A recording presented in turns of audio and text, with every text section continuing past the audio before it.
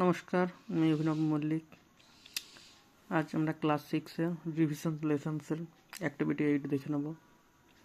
বলেছে identify the common and proper noun given below and place them in the correct columns. রয়েছে Vidyasagar, elephant, grapes, Damodar, Darjeeling, street.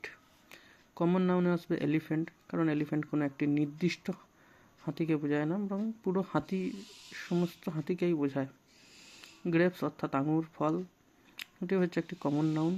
এবং street রাস্তা, সেটাও একটি common noun, কারণ এগুলো কোনোটি নির্দিষ্ট কোনো কিছুকে বোঝায় না, সমস্তকে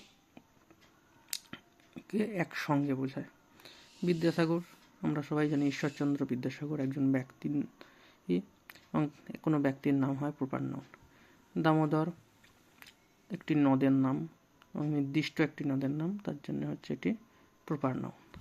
দার্জিলিং একটি জায়গার নাম, নির্দিষ্ট একটি জায়গার নাম, তার জন্য দার্জিলিং হলো প্রপার নাউন।